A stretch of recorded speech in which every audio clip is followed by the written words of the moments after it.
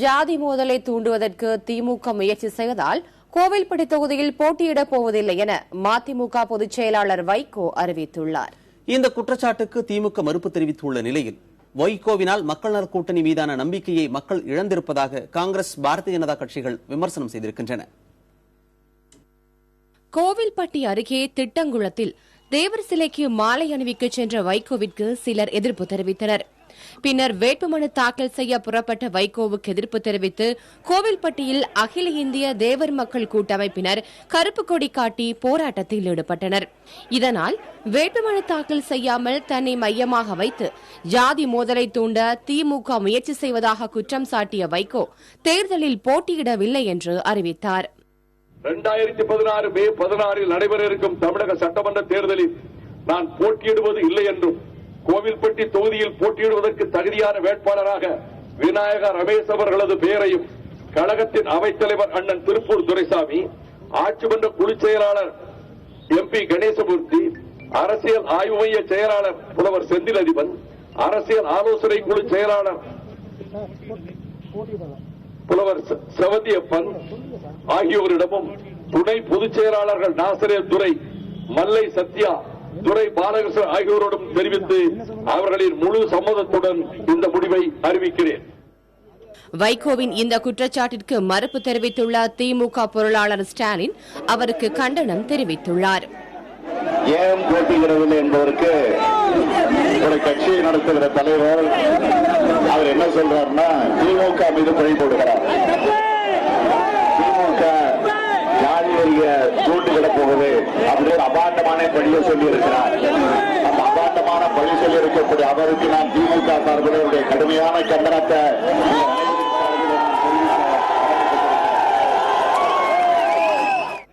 தேர்தலில் போட்டியிடவில்லை என்ற முடிவை வைகோ மறுபரிசீலனை செய்ய வேண்டும் என்று தேமுதிக மக்கள் நல கூட்டணி தலைவர்கள் வேண்டுகோள் விடுத்துள்ளனர். அதிமுக, திமுக தோற்கடிக்கப்பட்டு தேமுதிக மக்கள் நல கூட்டணி தமிழ் மாநில காங்கிரஸ் ஆட்சிக்கு வரக்கூடிய வாய்ப்பு உருவாகி வருகிறது. இந்த பின்னணியில் மறுமலர்ச்சி திராவிட முன்னேற்ற கழகத்தின் பொதுச் செயலாளர் வைகோ அவர்கள் தேர்தலில் போட்டியிட வேண்டும்.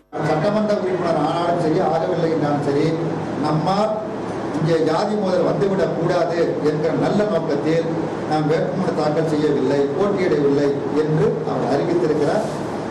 அறிவித்தது சரிதான் என்றாலும் கூட நான் இந்திய கம்யூனிஸ்ட் கட்சியின் சார்பில் சகோதர பாசத்தோடு அவர் வேண்டி நான் கேட்டுக்கொள்வது, உங்கள் முடிவை மறுபரிசீலனை செய்து கோவில்பட்டியில் போட்டியிட வேண்டும் என்று நான் கேட்டுக்கொள்கிறேன். அரும்பாடுபட்டு தேமுதிக மக்கள் நல கூட்டணி, தமாக என்கிற இந்த வெற்றி கூட்டணியை உருவாக்கியவர். இந்த நிலையில் அவர் சட்டமன்றத்திற்குள் செல்ல வேண்டும். தேர்தலுக்கு பின்னர் அவர் சாதிக்க வேண்டியது இன்னும் ஏராளம் இருக்கிறது. அவர் எடுத்த முடிவு நல்ல முடிவு. காரணம், சில கட்சிகள் இத்தேர்தலின் மூலம் தோல்வி பயத்தின் காரணத்தினால் மக்களால் புறக்கணிக்கப்படுவார்கள் என்ற காரணத்தினால் மக்களின் ஒற்றுமை உணர்வை சீர்குலைக்க நினைக்கிறார்கள். இது மிக மிக அபாயகரமான செயல்.